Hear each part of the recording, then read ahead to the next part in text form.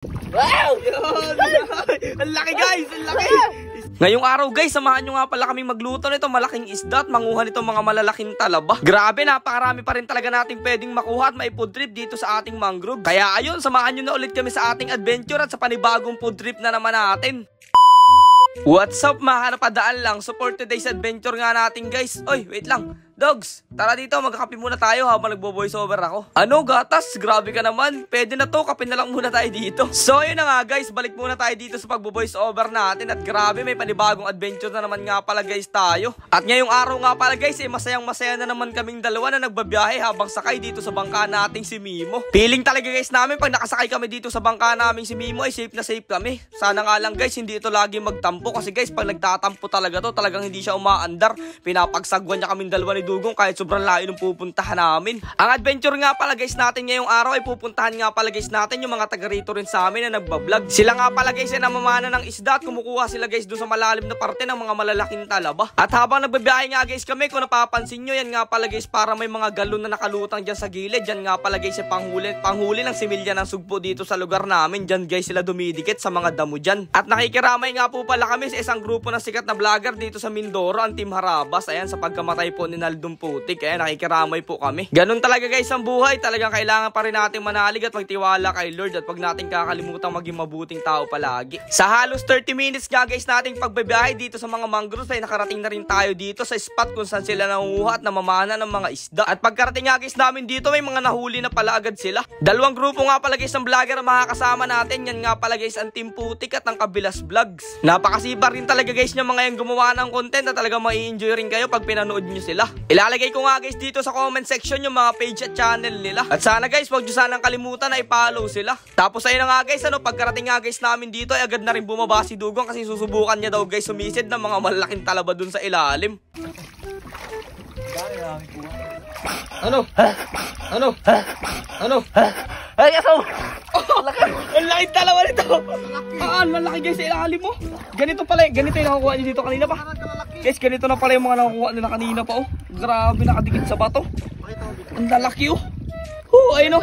Tingnan mo guys, mga nakuha nilang iba pa. Ang lalaki rin. Isang piraso lang ito guys. Ginogs, ayos ito. Okay, okay. Si Dugong na nga lang pala guys ang bumaba dyan at sumisid kasi guys medyo sinisipon ako baka tayo lagnatin pa, hindi pa tayo makapag-vlog ng ilang araw wala kayong mapanood na vlog, sayang naman guys yun, baka malungkot kayo. May nahuli nga pala guys na isdang lapis dito ang Team Putik at sinabi nila kung gusto daw namin bilhin, kaya sabi ko hindi ako magdadalawang isip na bilhin yan kasi guys napakasarap niyang isda na yan, lalong lalo na pag inihaw nyo. Para na rin daw kahit papano guys may mauwi silang pera at may maibili silang bigas para doon sa pamilya nila kasi guys ito nga pala mga vlogger na kasama natin hindi pa nga pala guys sila sumasahod. Kaya sana guys matupad din yung layunin nila na kumita kahit papano dito sa Facebook, kaya huwag nyo sanang kalimutang i-follow sila. At nung okay na nga guys ang lahat at may pupudripin at lulutuin na tayo ay naghanap na rin kami ni Dugong ng napakagandang spot dito. Bumaybay nga lang guys kami dito sa gilid ng mga mangroves kasi napakaraming spot dito magaganda. Pagkababa nga guys namin dito sa gilid agad na rin nga pala guys kami dyan ng ahoy at syempre nagpasiga na rin kaagad kami ng apoy para makapagluto na tayo at nagugutom na rin kami talaga. Iihawin nga pala guys natin itong isdang lapis na to at napakalaki nga pala nito.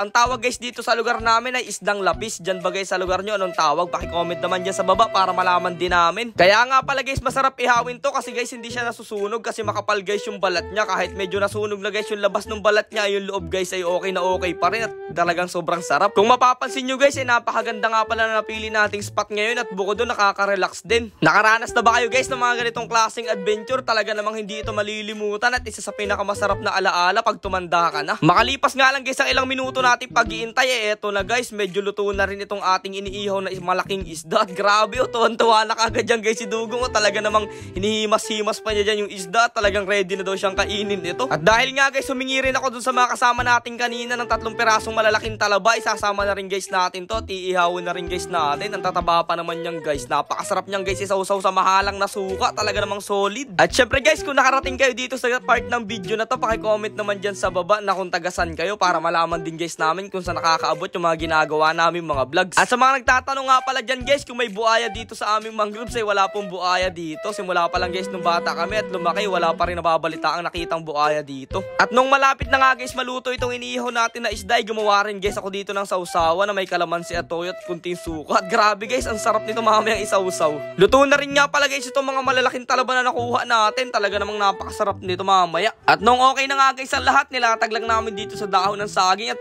ready na guys kami pumudrib dyan ni Dugong kasi magutom na talaga. Pero syempre kahit nagugutom na tayo guys, wag pa rin natin kakalimutan magpasalamat muna kay Lord bago tayo kumain. And guys, what's up? Samahan nyo na kami pumudrib dito lang sa gilid ng mangroves itong malalaking talaba at yung kapis na nabili natin. Let's go! Lapis pala guys. Lapis na tawag na isda. Tingnan nyo guys naman yung laman yung lapis na yan, oh. Grabe ang laman guys dyan, oh. Tapos sawsaw natin, dogs. Sawsaw natin sa ating sawsawan, no? First bite. Solid. Sarap. Ayos na yun. Tapos ito guys. Talaba natin, no? Lalaki guys, no? Talaba. Kunin, dogs. Sawsaw natin dito guys. Sawsaw mo sa sawsawan. Yun. Talaba guys. Let's go. Sarap. Ang lalaki.